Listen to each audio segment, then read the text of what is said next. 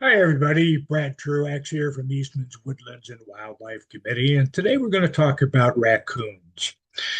Raccoons are native to North America, though they've been exported to several other continents. And their mass face and their ringtail are their distinctive features. Most of the adults weigh 10 to 20 pounds, but some have been as heavy as 60 pounds. Their length varies from 16 to 28 inches. Their front paws are very dexterous. They almost look human. And they live in a very tactile world. They rely on their sense of touch, unlike any other animal. They're primarily nocturnal, active at night, although some may call them crepuscular because they're also active at dusk and dawn. And they're excellent swimmers and climbers. They don't hibernate in winter, but in winter they do become dormant and they reduce their activity for usually several days at a time. The fattest raccoon I ever saw was near my cabin in northern Ontario. It was huge. And in fact, it's well known that raccoons in Canada and the northern US are bigger and heavier than those in more southern areas. And Bergman's rule is that individuals within a species tend to be larger in colder climates. And that's because a larger body mass retains heat much more efficiently. So it's not surprising that we may have some pretty good sized raccoons here in New Hampshire, and we certainly have a lot bigger ones up in Canada. And a fat, furry, round raccoon in Canada in winter can weigh almost twice as much as a raccoon in the southern part of the United States in autumn. So pretty striking. Well, the mask of the raccoon is probably their most prominent feature, but it's more than just a hallmark. Some say that it hides their eyes from predators.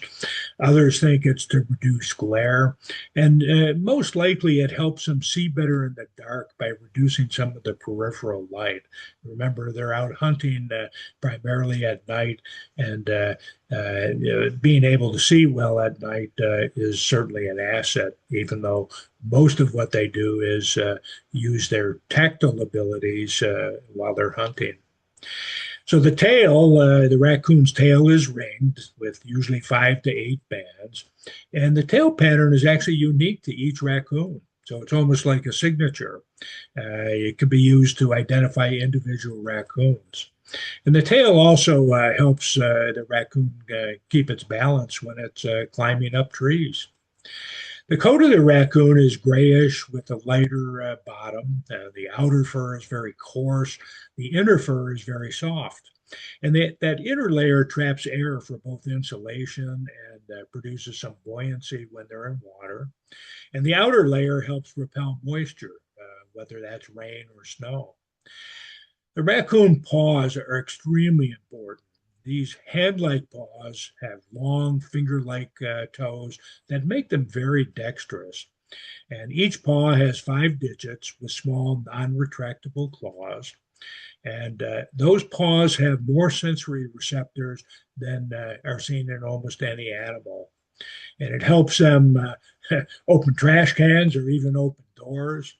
And some say they can even unlace shoes. I don't know about that.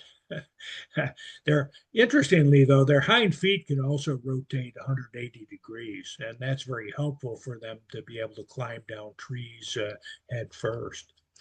Uh, this picture here, diagram, basically shows why the raccoon's tactile sensation is so great. They have this incredible network of nerves and sensory receptors that respond to touch, much more than any other animal. And in addition to that, the area of their brain that's dedicated to the sense of touch is much greater than for any other sensory modality. Their sense of touch is 4 times that of the human hand, and they can sense food by touch alone without seeing it. And this diagram from Forgotten Lynn shows how they hunt for grubs underground. So they can simply put their paw on top of the ground, and by touch, they can feel that there's a moving grub underneath the ground. So they really live in a tactile world. Raccoons also look like they're washing their food. This is a process known as dousing. And in fact, the scientific name, Procyon lotor, the lotor part means washer in Latin. And the name raccoon is actually derived from the Powhatan word raccoon, which means he who scratches with his hands. Raccoons often pick up food items under or near water with their front paws. They examine it, they rub the item, sometimes to remove either unwanted parts or especially to moisten the item. Water actually softens the keratin in their paws, and it makes those paws even much more sensitive. So that is probably one of the main reasons that they actually live near water. So let's watch this raccoon dousing.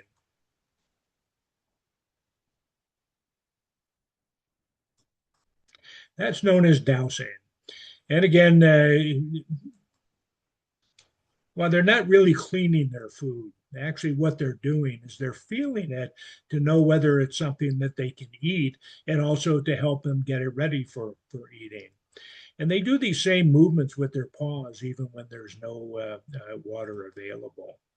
And once again, it's their sense of touch that's so much better than their sense of smell that really is important for the raccoon. Interestingly, another feature that's part of this incredible sense of touch are their prominent whiskers. These help them navigate by touch in very tight spaces, like the inside of a hollow log or a cave. These whiskers can also detect changes in air pressure or air current that might be caused by a moving object, or they can detect movement in water.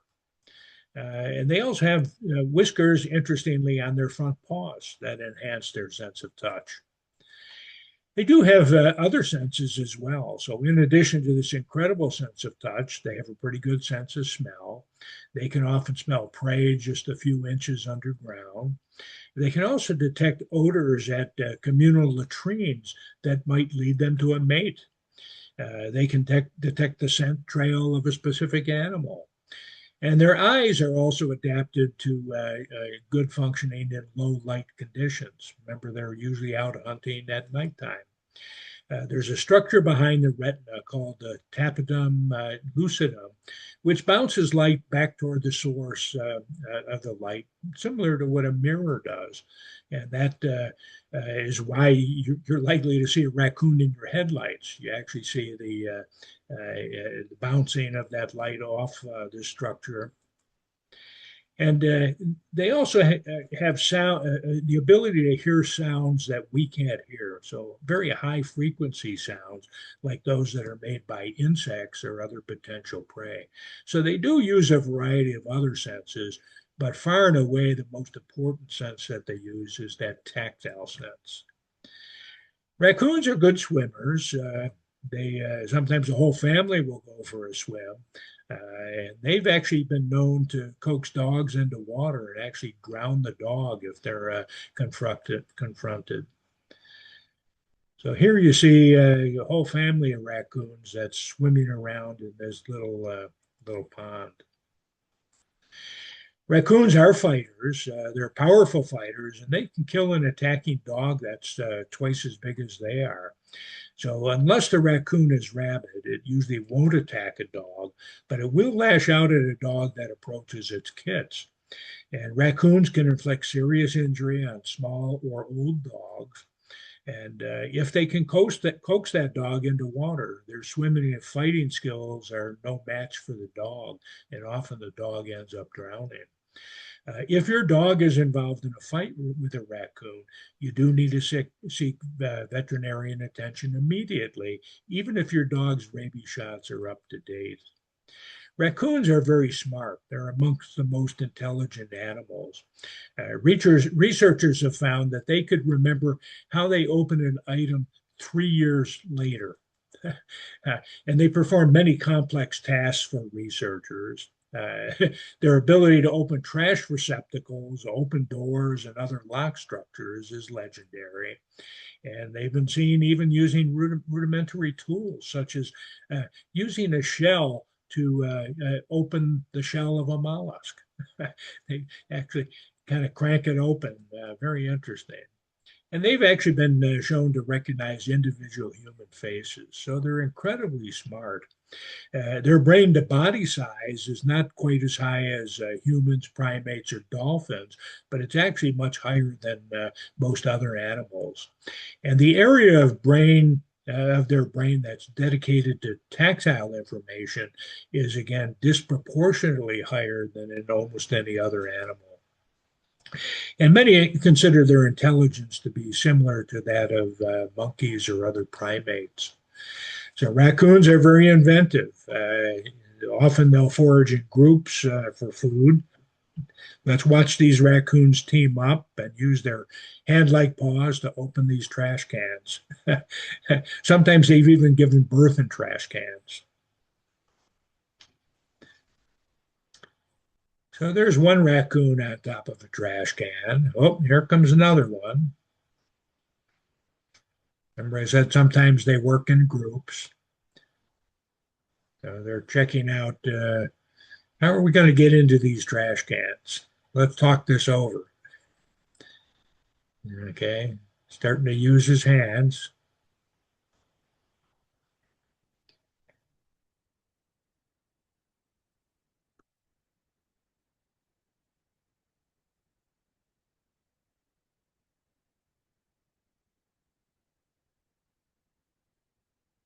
Oh, here comes a third one. Maybe this one's a little bit smarter. Nope. This guy has figured out how to get in. Okay, we're in. Okay, in goes one. There goes another one inside. Oh, they're leaving this guy out.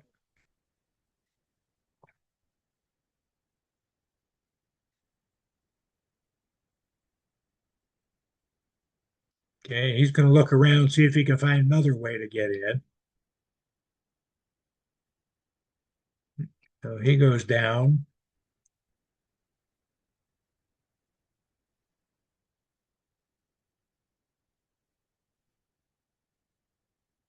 Oh, here comes a fourth raccoon. Oh, well, we might have scared him away. Okay, let's go back. Remember, these raccoons are still inside. Yep, here they come. They're coming out. He must have filled up his belly.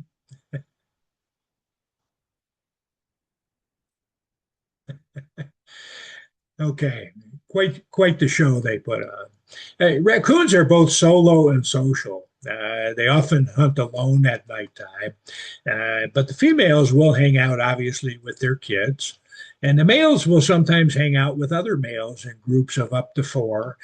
In order to maintain their positions against any foreign males during the mating season or against potential invaders. And the females will also hang out with other females and kits in groups of 4 to 5 in nurseries. So, where do raccoons live? They usually live in wooded areas near water or other ecotones. You'll remember the term ecotone basically means an edge where two habitats come together. So that might be a forest and a stream, or a forest and a wetland, or a forest and an open field.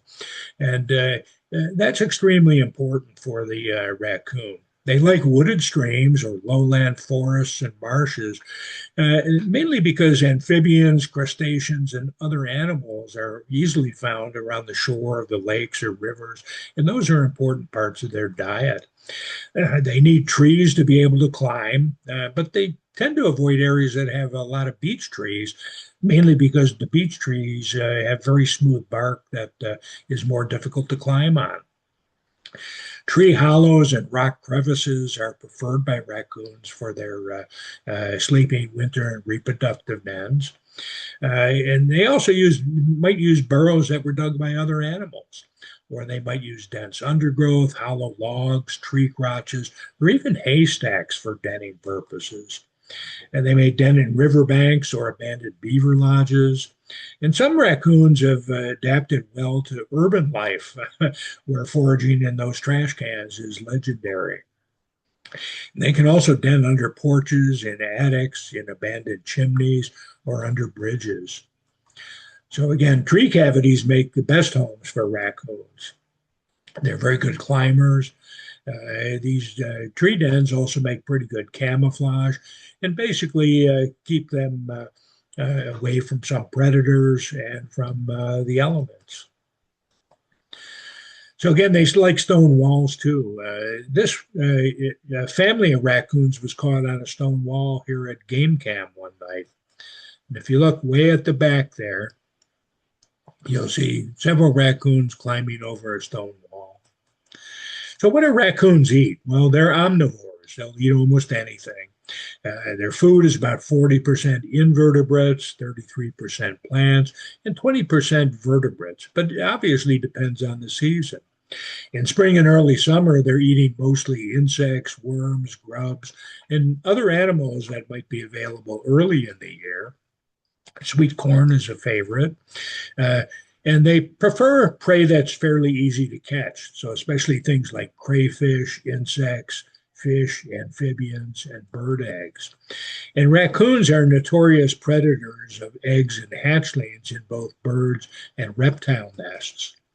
And in late summer and autumn, they prefer nuts and fruits, especially acorns and walnuts, especially because those nuts are rich caloric sources and they need to build up fat for winter. And again, as we mentioned before, dowsing actually helps them identify potential food. But they're not just random scavengers. Researchers have actually tracked raccoons and found that their patterns at nighttime are not random. They typically have a very set routine. They'll typically leave their den at dusk each night, and they follow the same pattern almost every night. They have established routes and familiar checkpoints, and they have very excellent memory that's tactile as well as visual.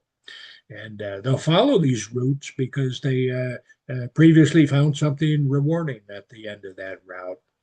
Uh, and their priority for searching is usually first for natural foods. So, first for grubs, then for beetles, crickets, and other insects, then for fruit and carrion.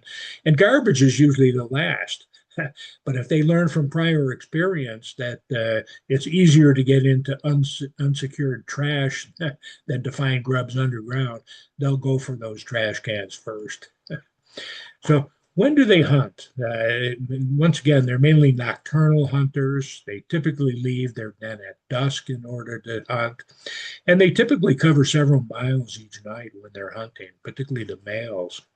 Let's watch this raccoon at the beaver dam on the yellow off the yellow trail here at Eastman. So here you see him at night. He's out there near the water. Once again, they like to hunt near water. And then here's another one on the same dam during winter. And I'm going to show this for a couple of reasons. You're going to see that this raccoon seems to be much fatter than the raccoon we saw in the previous video, and that's because he's fattened up for the winter. And the other thing I want to point out is that the eyes tend to glow. Remember, we said that they have that structure at the back of their retina that reflects light. So there you can just see his eyes starting to glow. Here he comes down. And look how fat he is compared to the raccoon we saw in the last video. That's because it's winter. Okay, the raccoon's range depends on the habitat and the food sources that are available, so it's highly variable. The male raccoon typically has a much broader range than the female. It's often several square miles, whereas the female tends to stay closer to the den with her kits. Raccoons are not very territorial. It's interesting, they'll share a range with many other raccoons. Raccoons are quite vocal. Over 200 vocalizations have been identified. They make a variety of sounds, things like screams, hisses, growls, snarls, chatters, whistles, whimpers, whinnies, and even purrs. The kits make kind of a vibrating sound to call their mother, and their mother usually makes a very soft, low, murmuring call to keep their kits in line in the dark. It's almost inaudible to others. And when two raccoons meet in overlapping territories, they may growl and lower their heads and their ears and show their teeth. The fur on the back of their neck stands straight up. But despite this tension between the raccoons, most of the raccoons end without a fight. Uh, they also communicate at these communal latrines. We'll talk about their scat in a minute, but they tend to defecate in latrines where other raccoons have defecated. And this is a way of communicating information about their health and particularly their mating status. So again, raccoon reproduction. Well, the female and male raccoons are named sows and boards respectively, and the babies are kits. Raccoons mate typically in late January to mid-March, and the gestation period is almost 2 months. And 2 to 5 kits are born in the spring. The kits subsequently are raised solely by the mother.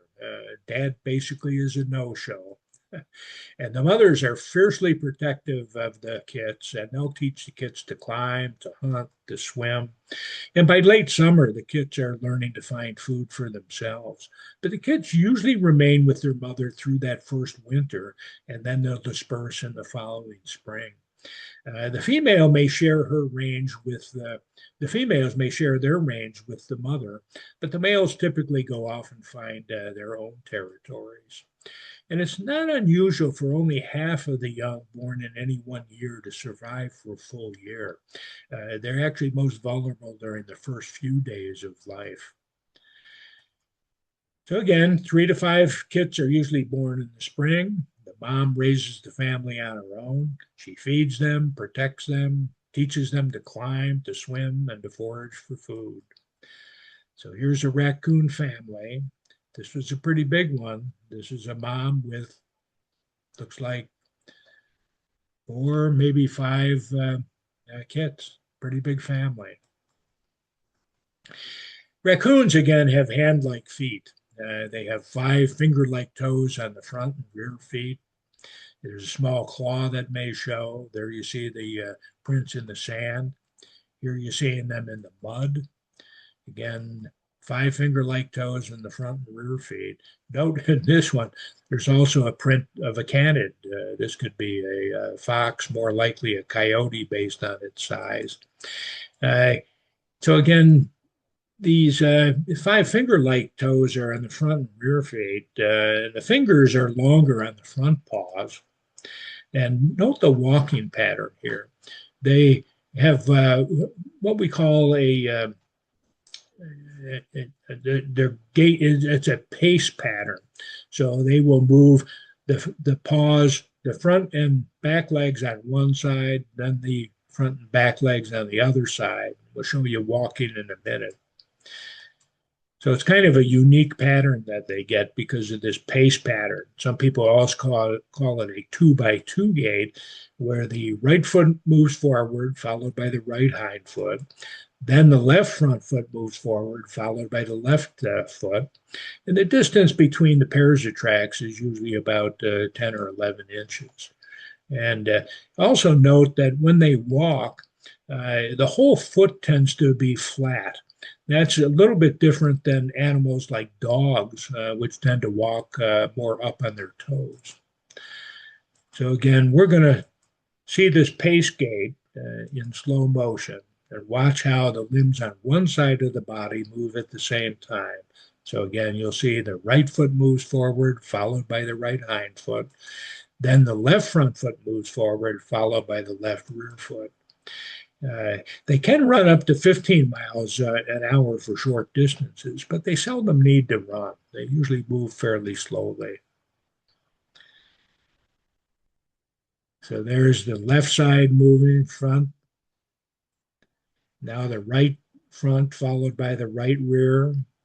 Now the left front followed by the left rear. So again, this gait pattern is called a pace pattern or a 2-by-2 pattern.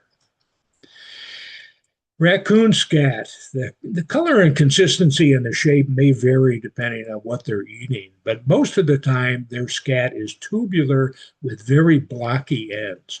So if you look here, these are almost squared off ends. That's very typical of raccoon scat.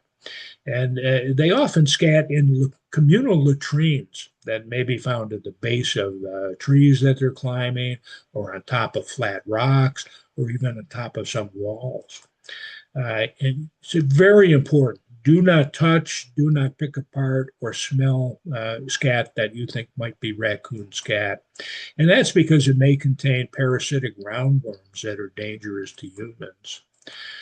So again, we mentioned before that they often scat in multiple latrines. So here you see at the base of this tree, there's scat that's been left probably by several different raccoons. And once again, if you look carefully, the ends are very blocky in this. They're tubular.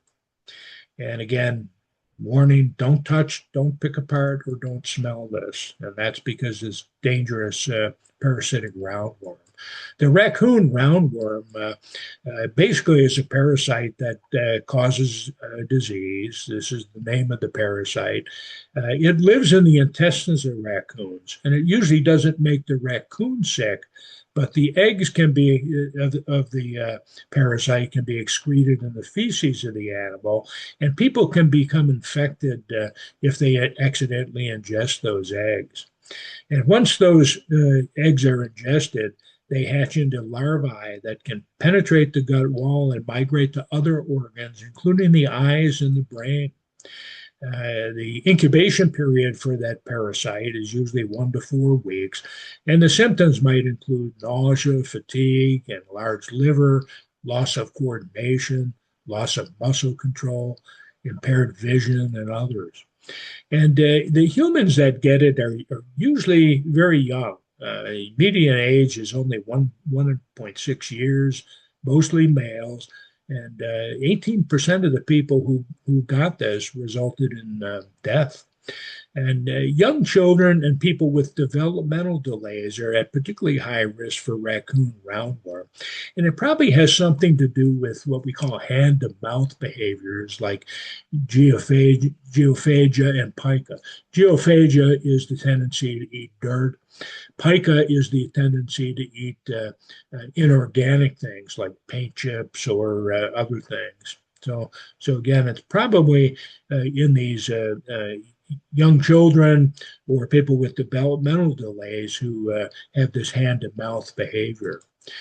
So again, because they tend to poop in latrines, it's extremely important that you might have a latrine near your home.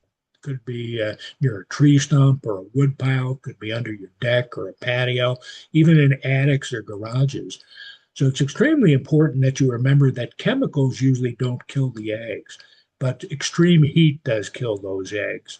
So if you suspect you have an outdoor raccoon latrine on your property, CDC recommends that you douse the area in boiling water or set it ablaze. You might use a propane torch.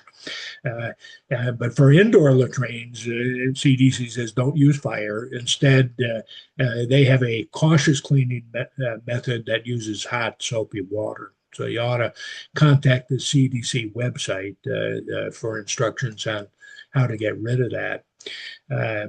But once any removed feces or contaminated material can be taken outside, and then you might consider using heat out there.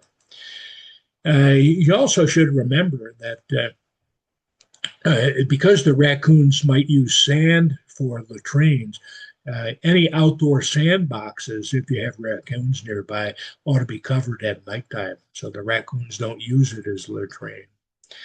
Okay, how about raccoons in winter? Well, they're active year-round. They don't hibernate, but you'll probably see less of them in the winter.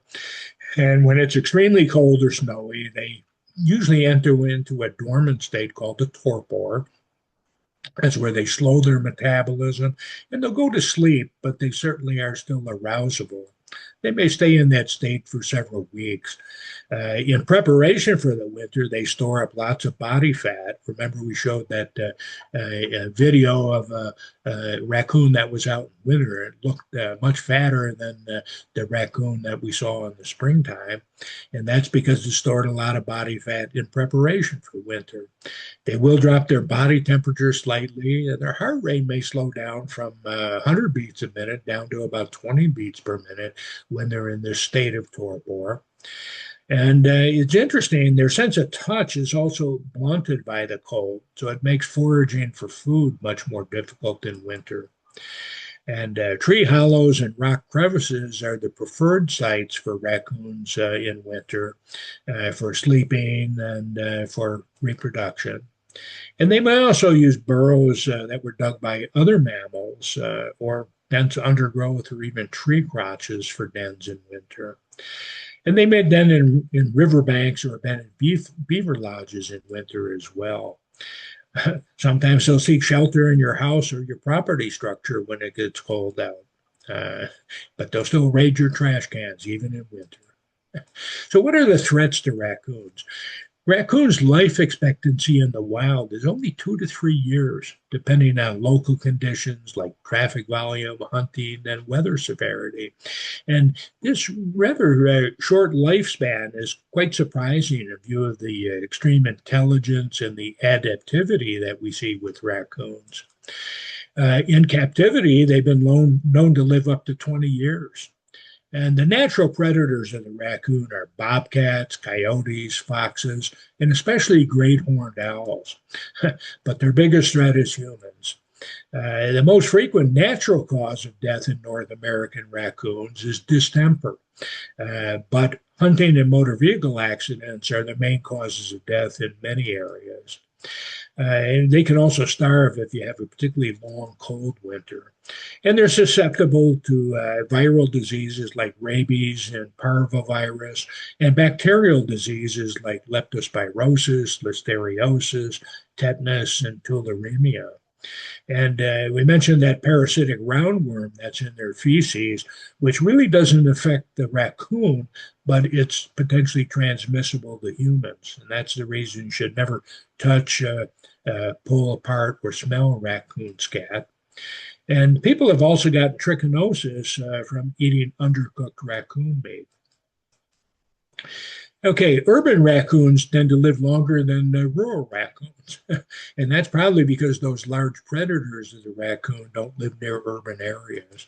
But urban raccoons are exposed to motor vehicles, electrical transmission wires, and rodenticides.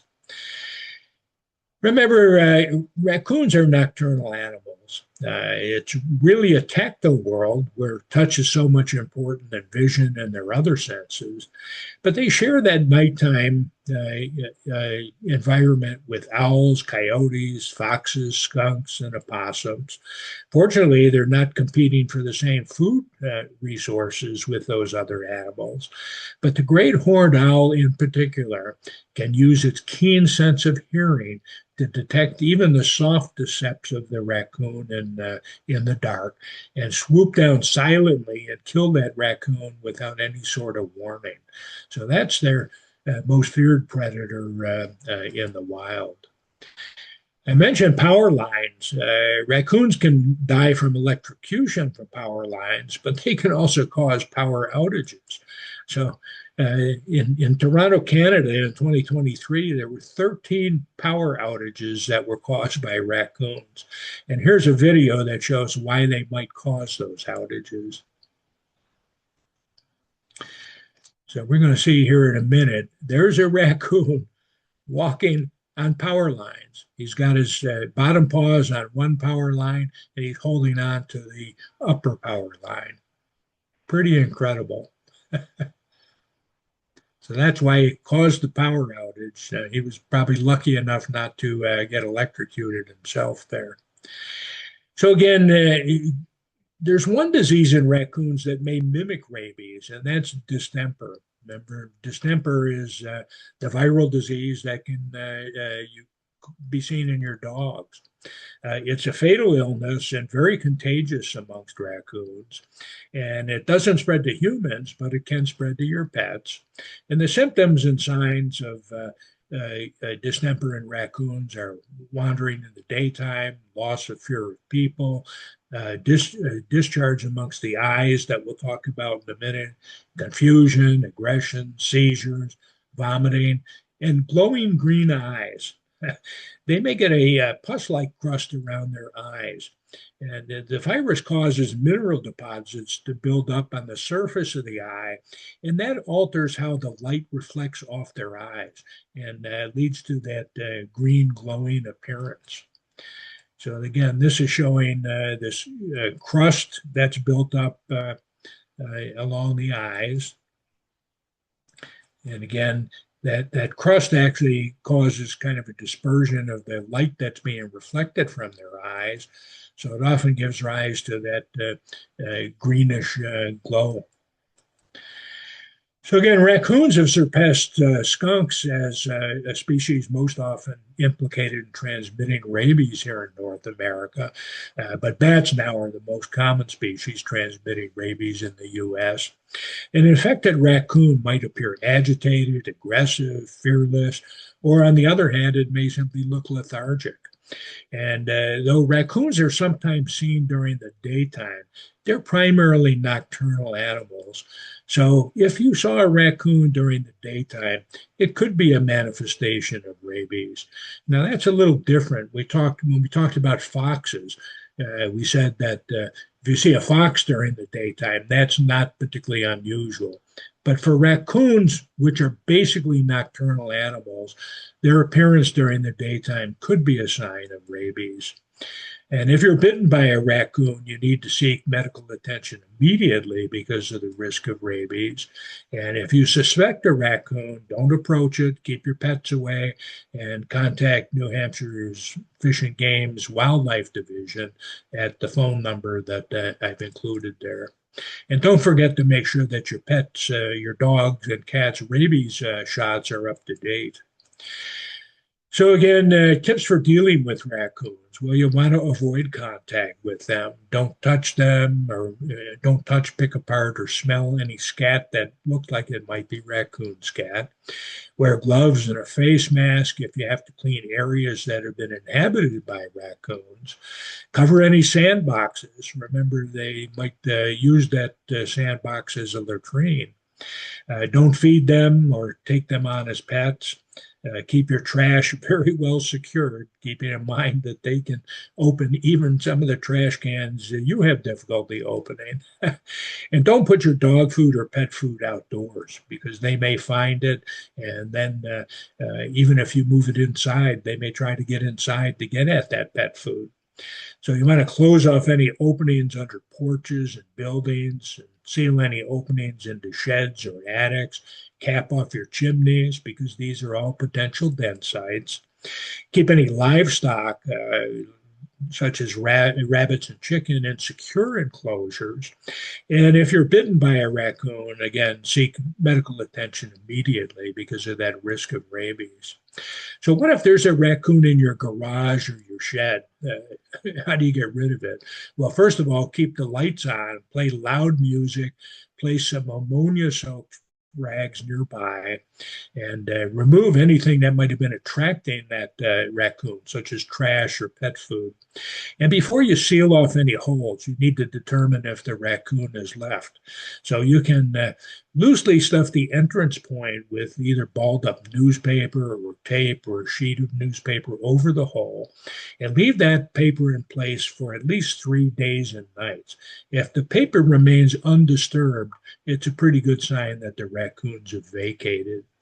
And once they leave, you need to secure the entry points with quarter-inch wire mesh to keep them from returning. But if you suspect that there's a mother with a litter of babies, it's best to leave the garage open and give her a few days to relocate those babies in order to avoid orphaning the young. So raccoons, are they clever bandits or neighborhood pests? Well, raccoons will raid your garbage cans in search of food. They may den in uncapped or unused chimneys. They'll occasionally gain access to attics or outbuildings, and they can cause considerable damage to your gardens or crops, particularly sweet corn. And they'll also roll up freshly laid sod in search of grubs or worms. On the other hand, they might be the first sign that your lawn is infested with grubs. They also help disperse seeds through their droppings, and they eat some of the unwanted insects and small rodents. So there are both bad sides and good sides to raccoons. And raccoons once were very much valued for their pelts and coonskin caps like Davy Crockett wore. How about raccoons as pets? Yes, they're very adorable, but it's not a good idea. First of all, it might be illegal in your state. It is illegal here in New Hampshire. Importantly, they're still wild animals. And they need an omnivorous diet, a very large enclosure, and specialized veterinary care. And they can destroy cabinets, etc., inside your home looking for food. And once again, they can transmit dangerous parasitic roundworm to humans. And they're also vulnerable to rabies and its transmission. They can also transmit canine distemper, parvovirus, leptospirosis, and other diseases to your pets. So, keeping a raccoon as a pet is not feasible. So that's a bit about raccoons. They're very interesting animals. You'll probably see them here at Eastman, and now you know a little bit more about them.